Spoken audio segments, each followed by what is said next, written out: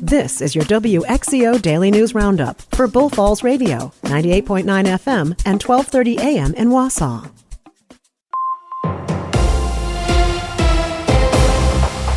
For WXCO News, I'm Isabella Nieto. Wisconsin has thousands of dams across the state, privately and publicly owned. Both private owners and state or federal officials are responsible for keeping them in tip-top shape. I spoke to Uriah Monday, the state dam safety engineer. He says the Wisconsin Department of Natural Resources is aware of roughly 5,000 dams that exist in the state. Approximately 40% of the dams in the state are privately owned. The others are either publicly owned or owned by the federal government, or I should say, I guess it's all in the same batch of publicly owned. Monday says state officials have to make sure dam owners are complying with state standards for dam safety. In a way, we're maybe like a building inspector in a community, right? We're not constructing projects and we're not running them, but we have a role in making sure that they are done in a sound and safe manner. Congressman Tom Tiffany has made his experience as a dam tender a central part of his campaigns. Now he's running for governor on that same experience. But what does being a dam tender really mean? Tiffany had a unique take on it. For 29 years, I was the dam tender up on the Willow Flowage. I got paid to walk the dog every day down to the dam. Monday says dam operators, as they're now called, are the custodians of the structure. You know, the misoperation of a dam can cause or exacerbate flooding. It might lead to further damage on the dam. In worst cases, it leads to a washout, right, a failure. Monday also says if a dam owner is not in compliance with state laws, officials must negotiate with the owner to reach compliance. If that doesn't work, owners can face enforcement hearings or fines. The Wisconsin Office of Children's Mental Health says poor mental health can be both a cause and an effect of absenteeism. Joanne Krulotz reports. When students miss school, their absence can lead to social isolation, anxiety, and loneliness.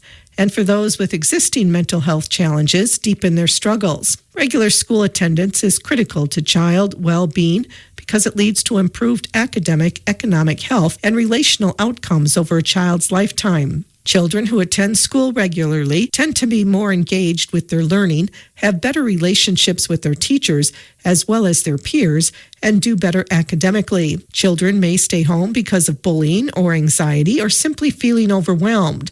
Evading school may feel like self-care in the moment, but each absence increases the amount of work missed and can further isolate the child, which often exacerbates their anxiety.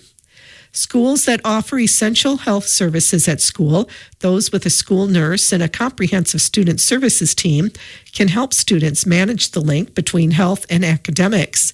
Nurses can provide care to students who might otherwise be sent home. They can also refer students to the school counselor, school social worker, or school psychologist. A proposed bill seeking to make it illegal for drivers to use devices meant to evade license plate detection systems has passed with bipartisan support in the Wisconsin state legislature. The legislation would implement a $1,000 fine, 90 days in jail, or both for residents who buy, sell, or install devices that are designed to conceal their registration plates. The bill will now head to Governor Tony Evers for consideration. The Wausau Ethics Board last week did not recommend disciplinary action to the City Council following their decision in the ethics complaint against Mayor Doug Dinney. In the 8-page decision, the board declined to recommend additional action because such measures could, quote, further inflame the political tension surrounding the issue. In a statement, Dinney says he did not agree with all of the board's conclusions, but is, quote, very pleased that the City of Wausau can now move on from this issue. The board ordered Mayor Dinney to refrain from interfering with the city clerk in her duties, including decisions surrounding absentee ballot drop boxes. The village of Rib Mountain is recommending residents make sure their vehicles are locked following a string of break-ins. According to a community announcement, the village says they are receiving reports of vehicle break-ins in the area and remind people to lock their cars and garage service doors at all times. The village also asks residents if they have any home security video or doorbell camera footage that may show suspicious activity to contact the Marathon County Sheriff's Office through their non-emergency number at 715-261-1200. The United Way of Marathon County has released its holiday Get Help and Give Help guide. The guide intends to help people find assistance or volunteer opportunities during the holidays. People can find places offering toy or holiday gift assistance, Thanksgiving and Christmas meals, and food pantries on the Get Help side, and volunteer opportunities, gift drives, and adopt a family programs on the Give Help side. You can find the guide at unitedwaymc.org, and if you find an opportunity that isn't listed in the guide, call 211 for more information. I'm Isabella Nieto for WXCO News.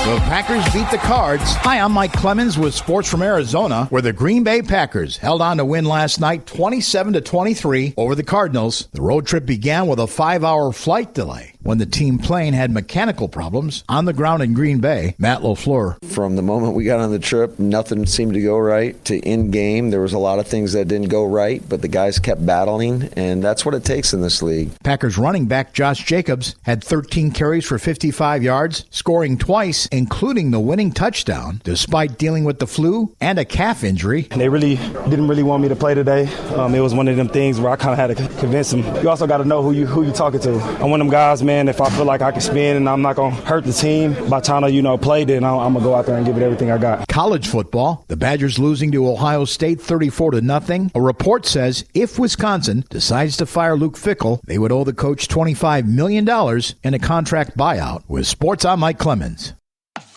That's your WXCO Daily News Roundup from Civic Media. Subscribe to this podcast on Spotify, Apple, or wherever you find your podcasts. Find more news at bullfallsradio.com.